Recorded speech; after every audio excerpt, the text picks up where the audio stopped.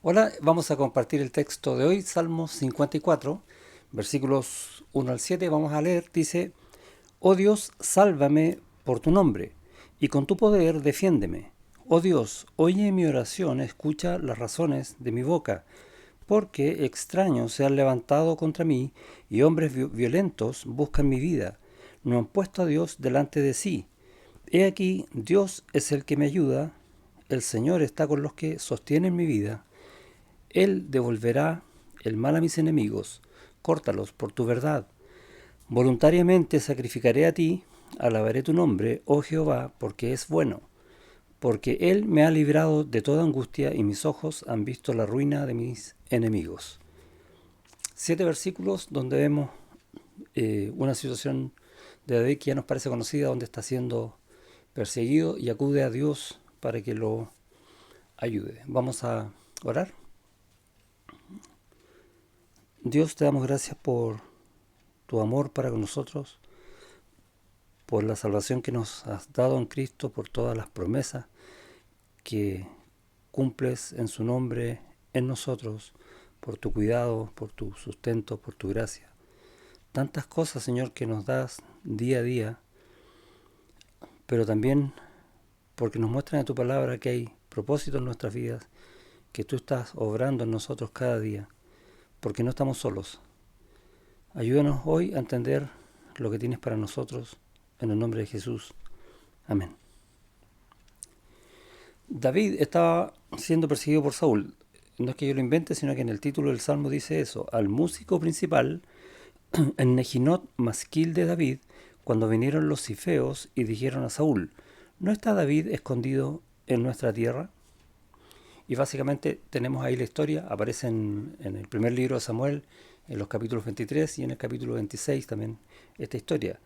Los cifeos, o los de la ciudad de Sif, eran de la tribu de Judá, de la misma tribu de David, y traicionan entonces a David para que el rey Saúl lo pueda finalmente matar. Y en esa situación está David, no solamente siendo perseguido, sino que también siendo traicionado. Es una situación, es como cuando ya no te puede ir más mal, bueno, te puede ir peor. Y es interesante porque David va al Señor. Ahora, esto es un nejinot, decía arriba, y tiempo atrás dijimos que un nejinot es un poema didáctico, y uno dice, bueno, ¿y qué tiene esto de didáctico si vemos el corazón del siervo derramado ante Dios ante una necesidad? Pero hay enseñanza. Eh, y vemos, por ejemplo, que lo primero que hace es decir, oh Dios, sálvame por tu nombre. Y esa frase a mí por lo menos me encantó, porque es lo que esté pasando en mi vida, da lo mismo. ¿Qué es lo que está pasando? Puede que sea algo que me guste o tal vez algo con lo que yo no estoy de acuerdo, o como en este caso, algo que realmente me tiene en una situación desesperada. Siempre voy a Dios. Pero después le pide que haga algo por su nombre, y eso lo encontré precioso. Y cuando habla del nombre de Dios, está hablando de los atributos de Dios, de quién es Dios. Entonces, sálvame por quién eres tú, por cómo eres tú. No por cómo soy yo y la situación que soy, porque Dios la conoce. Y es interesante que en una situación difícil como esa, David se dé el tiempo de pensar en Dios y cómo es Dios. Y uno dice, ¿cómo pudo hacerlo? Bueno, porque muy probablemente todos los días hacía ese mismo ejercicio y tenemos ahí una enseñanza para nosotros. Y luego dice, y con tu poder defiéndeme. Oh Dios, oye mi oración. Y vamos a ver que los versículos 1 al 4 va a repetir esta palabra Dios. En el hebreo es Elohim, que está de alguna manera hablando al Dios que nosotros conocemos. Ese es un poco el sentido, un Dios poderoso. Pero ya en el versículo 4 va a usar el Señor. Dice, aquí Dios es el que me ayuda, el Señor está con los que sostienen mi vida. Dios es el poderoso, Dios es el que está en control, Elohim, pero luego va a decir, el Señor está con los que, Adonai, el Señor, el que gobierna, Él está con quién? Haciendo un trato con cada uno de nosotros, poniendo hermanos que me van a ayudar a salir de esta situación. Y vemos en el caso de David, por ejemplo, a Jonatán, que también aparece en el texto. Eh, a propósito de eso, quiero que me acompañen un texto allá en el primer libro de Samuel para entender un poco esta realidad. En el capítulo 23, primer libro de Samuel 23, versículo 15, dice, esto es parte de la historia que lleva este salmo. Viendo pues David que Saúl había salido en busca de su vida, se estuvo en Ores, en el desierto de Sif, de ahí están los sifeos.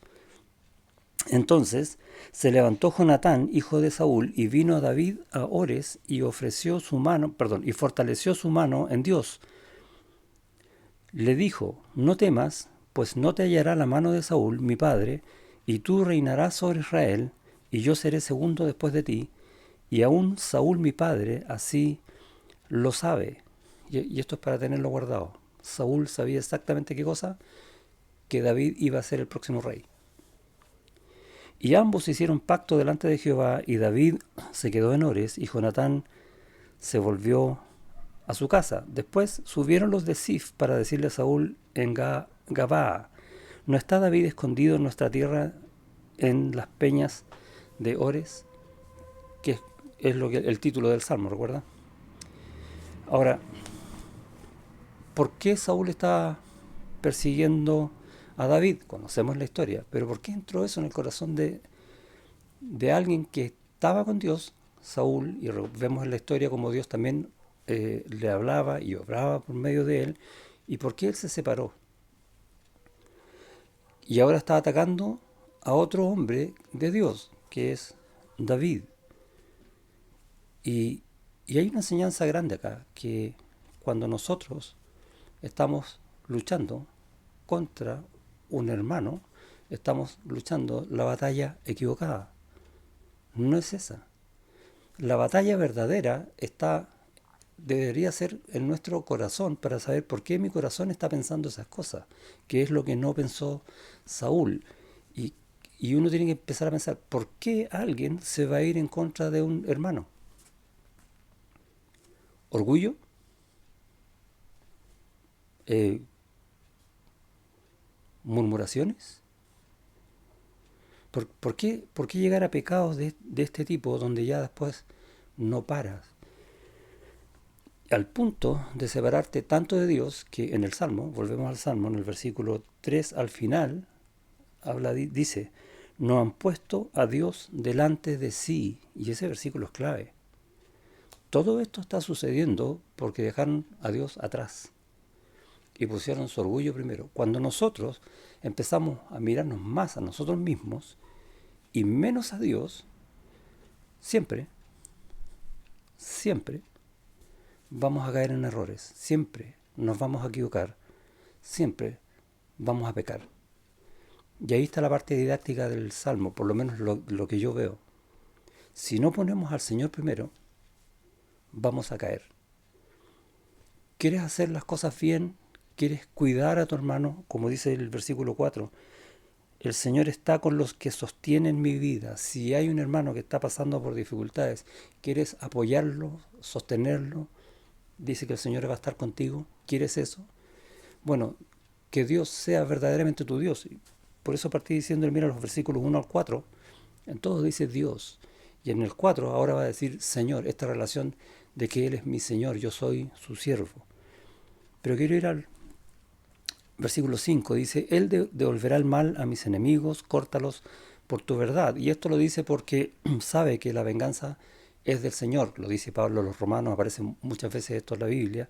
Y aparece también que Dios resiste a los soberbios y da gracia a los humildes. Por eso está este versículo 5 acá, contando eso. 6. Voluntariamente sacrificaré a ti, y básicamente está diciendo, yo sé lo que vas a hacer, y por adelantado mi corazón está dispuesto a esto, a sacrificar. En el contexto del Antiguo Testamento. ¿Cómo lo podemos ver en el Nuevo Testamento? Romanos capítulo 12, versículos 1 y 2. Presentar mi cuerpo como sacrificio vivo a Dios, porque su voluntad es buena, agradable y perfecta. Y quiero ir a la segunda parte del versículo 6. Dice, alabaré tu nombre, oh Jehová, porque es bueno. ¿Dónde escuchamos nombre? en el primer versículo. Oh Dios, sálvame por tu nombre, por quien tú eres. Versículo 6, alabaré tu nombre, quien tú eres. Oh Jehová, porque es bueno. Si hay algo bueno en tu vida, es alabar a Dios. ¿Por qué? Porque lo tienes primero. Ahora, quiero hacer un alcance. Cuando dice, oh Jehová, en ese versículo está usando el mismo nombre que Dios le dijo a Moisés cuando Moisés le preguntó, ¿cómo te llamas? Yo soy el que soy. Ese es el nombre que está usando acá. Y es bonito ver esta escala, cómo va subiendo el nombre de Dios al corazón del siervo que está escribiendo este salmo. Mi conclusión es esa. Da lo mismo lo que esté pasando en tu vida. Si día a día pongo a Dios primero, Él es mi alabanza, cuando esté pasando lo más difícil, Él va a seguir siendo mi alabanza. Linda enseñanza que nos deja David, ¿sí? Dios te bendiga.